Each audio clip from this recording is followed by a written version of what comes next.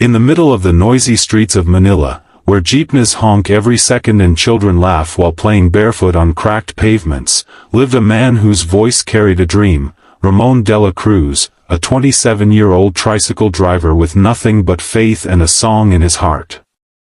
Every day he would wake before sunrise, drive his old, rusted tricycle through the crowded streets, and earn just enough to feed his mother and little sister.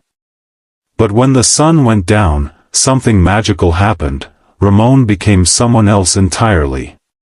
He would sit outside a small cafe near Quiapo Church, where the warm smell of roasted corn and street barbecue filled the air. With his worn-out guitar and an old speaker that crackled with static, he would start singing. And when his voice rose above the chaos, the entire street seemed to pause.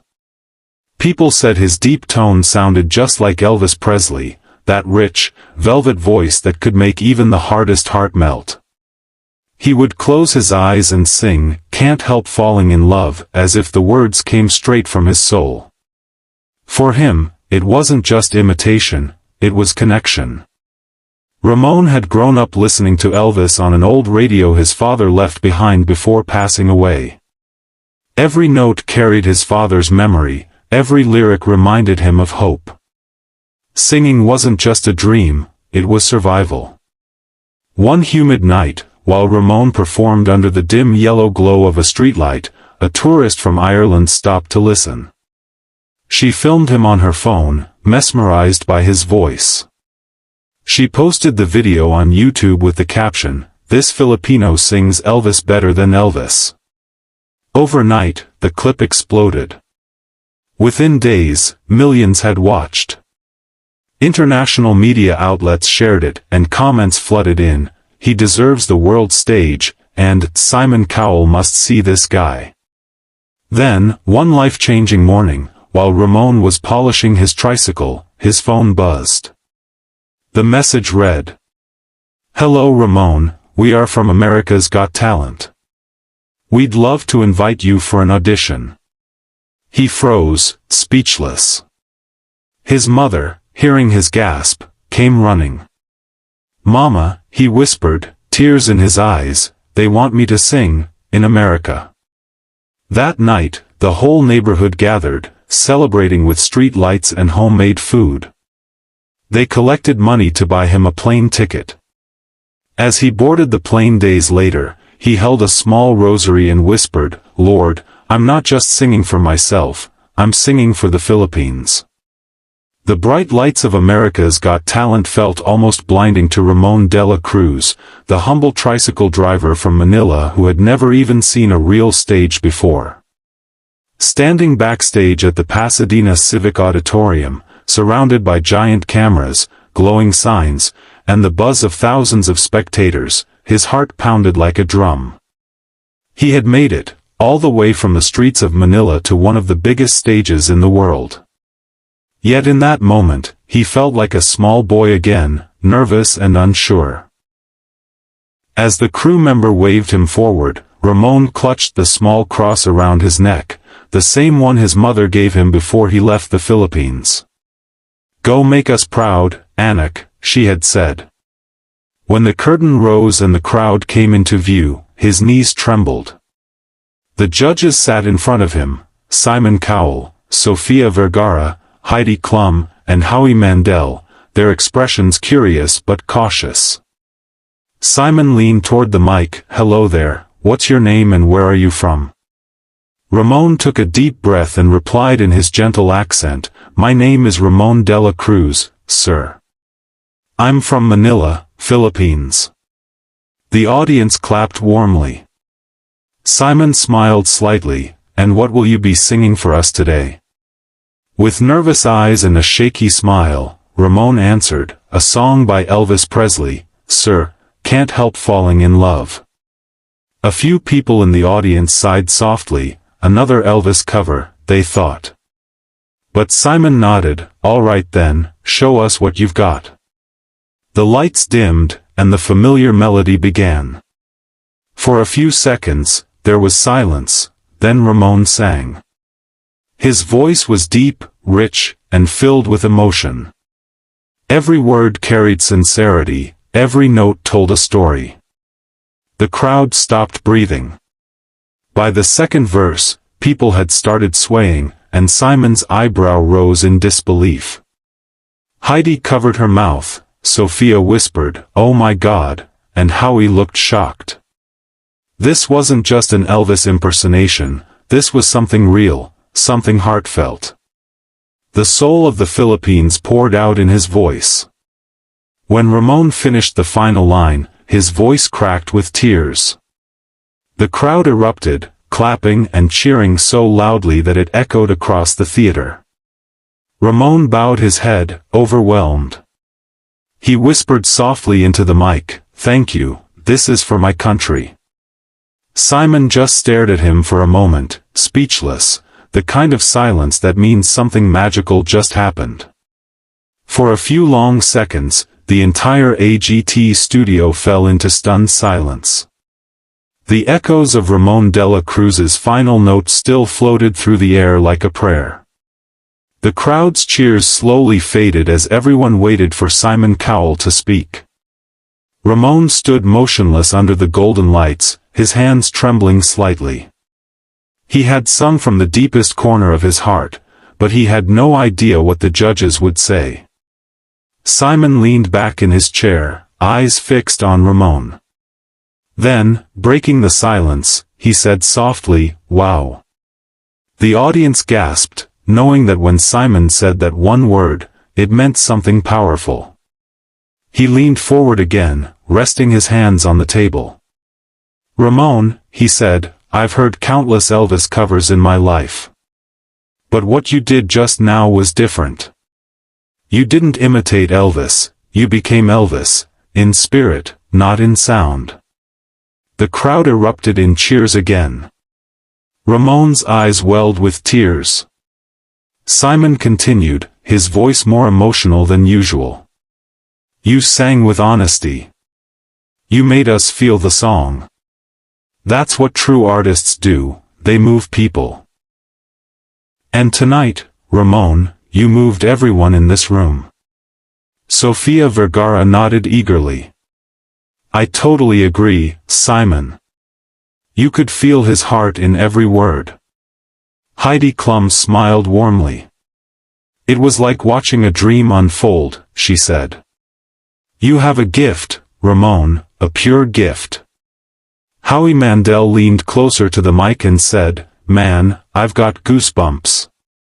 You came from the other side of the world, from the streets of Manila, and you just shook this stage.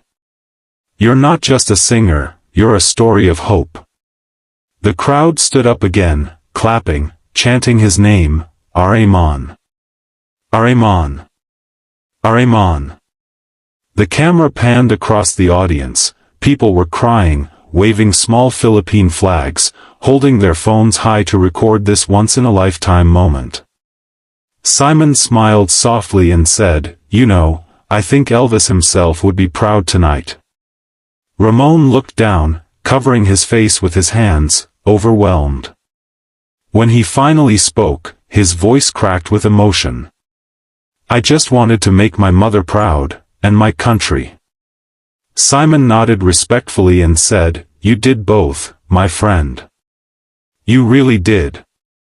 As Ramon left the stage, the crowd's cheers followed him like a warm wave, a sound that would echo in his heart forever. The crowd's thunderous applause still echoed through the grand AGT theater. Ramon Dela Cruz, the humble tricycle driver from Manila, stood on stage wiping his tears. He couldn't believe what had just happened. Simon Cowell, the man feared by singers around the world, had praised him like never before. The judges were still smiling, and the audience kept chanting his name, Ramon. Ramon. Ramon. Ramon looked around the hall in disbelief. The lights sparkled like stars, and golden reflections danced on the polished floor beneath his shoes. He placed his hand on his chest and whispered, "Thank you, Lord, thank you." For a moment, time felt still. And then it happened, the moment that would change his life forever. Heidi Klum stood up, her eyes glistening with emotion, and slammed her hand down on the golden buzzer. The sound of that buzzer roared through the theater. The audience screamed with joy as a rain of golden confetti burst from above, showering the entire stage. Ramon froze in shock. He covered his mouth, fell to his knees, and began to cry uncontrollably. The confetti stuck to his shirt, his hair, his trembling hands, but he didn't care. It felt like heaven. Simon stood up and clapped slowly, smiling proudly. "Ramon," he said over the music, "you've just earned yourself a spot in the live shows." The audience exploded again. Ramon could barely stand as Heidi walked up to him and gave him a big hug. "You made us all feel something so beautiful," she said warmly. "That's what music is all about." Sophia clapped her hands with excitement. "I have never seen a performance so pure, so emotional. You deserve this, Ramon." Howie pointed toward him and said, "This is the dream we all talk about. A man from the streets, singing from the soul, and now, standing in gold." Ramon slowly raised his head toward the ceiling as the golden flakes continued to fall. He whispered, "For my mother, for the Philippines." Simon leaned into his mic and said with a proud smile, "The Philippines must be very proud tonight, because this man just made history." The audience roared again, waving Philippine flags and cheering until the lights dimmed. Ramon walked off stage, still crying, clutching a handful of golden confetti, a small piece of the dream he had just turned into reality. Thousands of miles away from Los Angeles, in a small neighborhood in Quezon City, the glow of an old television lit up a tiny living room. On the screen, golden confetti rained down on Ramon Dela Cruz as the audience screamed his name. His mother sat in front of the TV, hands clasped tightly over her mouth, tears streaming down her wrinkled cheeks. "That's my son," she whispered softly, "that's my Ramon."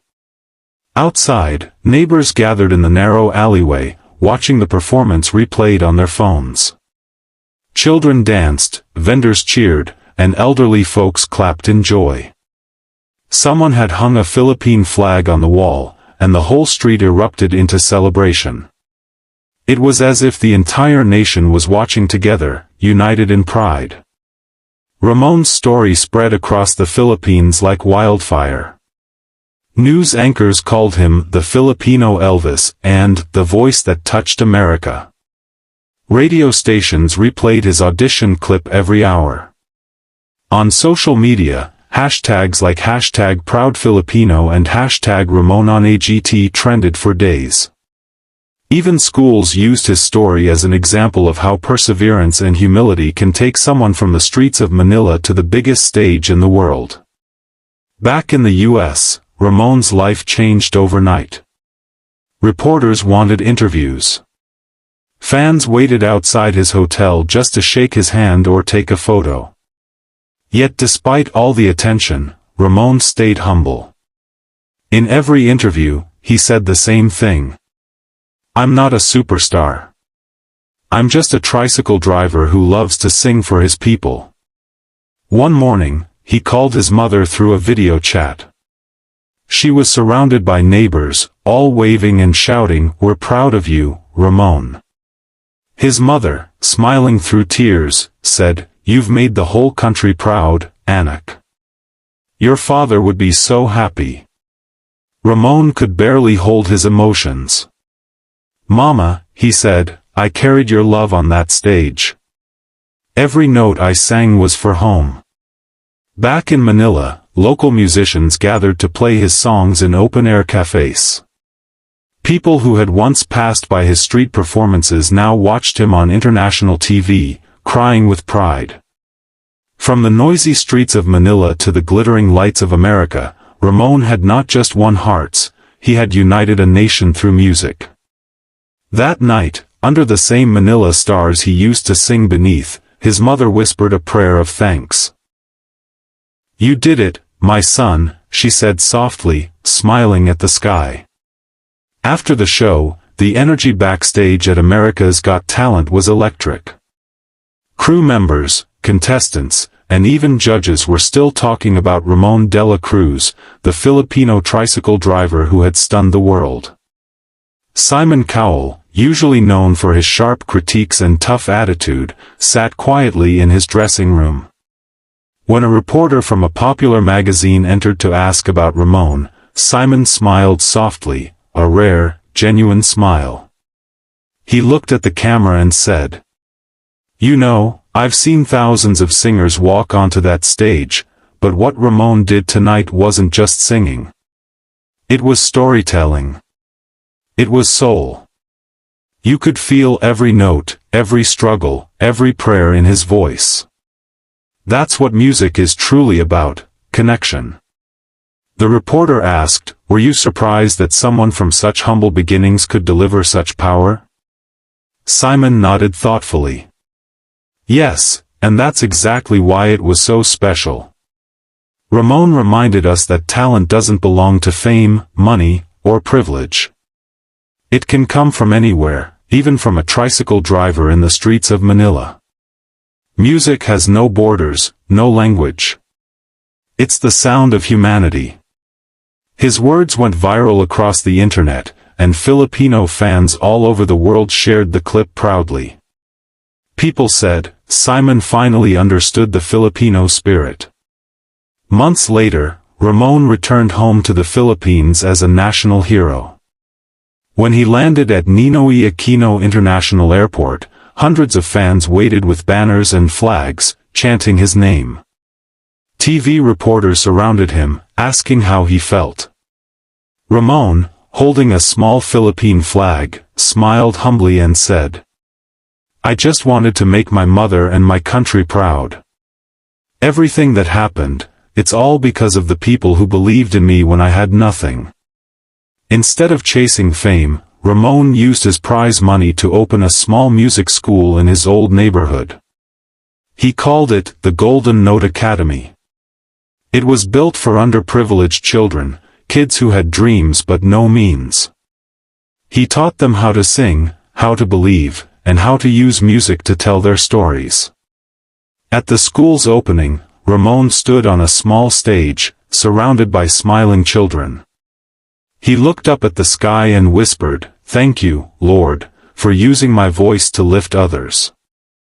And somewhere across the world, Simon Cowell watched the news clip and smiled again, saying softly to himself, "Yes, music truly has no borders."